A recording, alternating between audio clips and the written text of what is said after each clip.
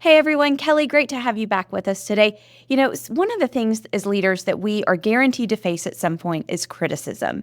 Whether that's constructive, whether that's positive, negative, it's something that we all get. Can you talk about a time that you managed feedback, both positive and negative, throughout your career? Of course. So, Carrie, there's this example that I always come back to when I think about receiving feedback.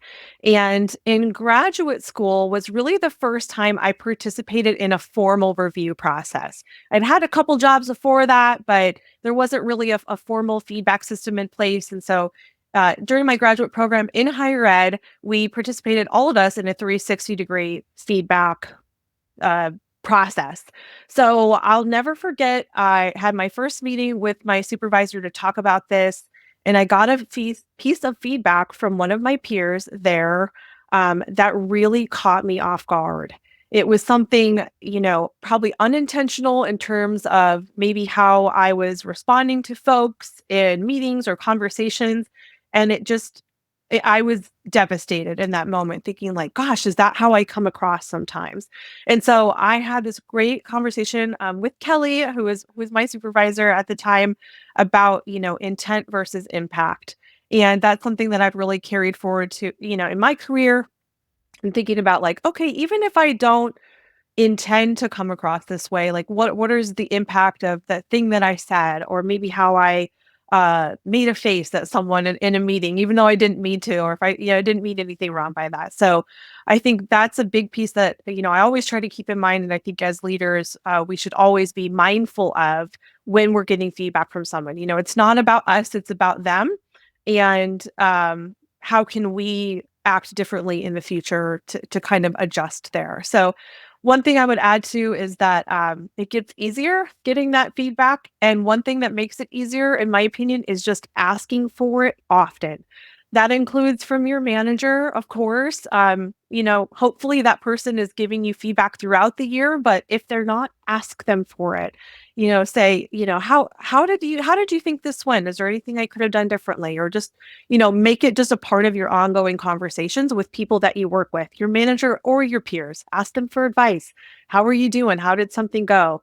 One thing I learned from a leader I worked with many years ago was the phrase, help me understand. And I love that. So I think that's a great thing to use. Sometimes it's awkward to say, would you give me feedback on this thing? But it's really easy to say, you mentioned that maybe I seemed nervous in that presentation. Can you help me understand, where you're coming from with that? Was there anything specific that I did there? So help me understand is a great tactic. And I would say just as important as getting that constructive criticism and being open to it and being willing to act on it is being open to positive feedback. I know a lot of us are so bad at this, myself included. Anytime someone tells me, "Oh, you did a great job," I'll usually say, "Oh, or it was all right." So a lot of us are so bad at that. I think especially women, right? That's something that we can work on in terms of just being more open to constructive and positive feedback. It's okay to just say, thank you for saying that. Like that is a good response when you're getting a positive piece of feedback for somebody. So those are the few things that are top of mind for me in terms of feedback, good and bad. One of the things that I really like that you said was impact versus intent. And I think about situational leadership in particular. And it's the idea that, part of it is the work itself, but it's also that relationship piece. And so Right. being able to look at a situation, look at where that person is and their development, their journey, and your relationship with them, and adjusting how we respond, how we work. And as leaders, we sometimes have to be very flexible. And I think that's kind of what you were getting at, is that idea that we might have to change our natural approach to help make our team feel welcome, to help make folks feel engaged. So lots Right. of great Adaptability. takeaways. For sure. Lots of great takeaways. Kelly, thank you so much for your time today. And of course, we will have another playlist out soon. Have a great day, everyone. Thanks, Gary.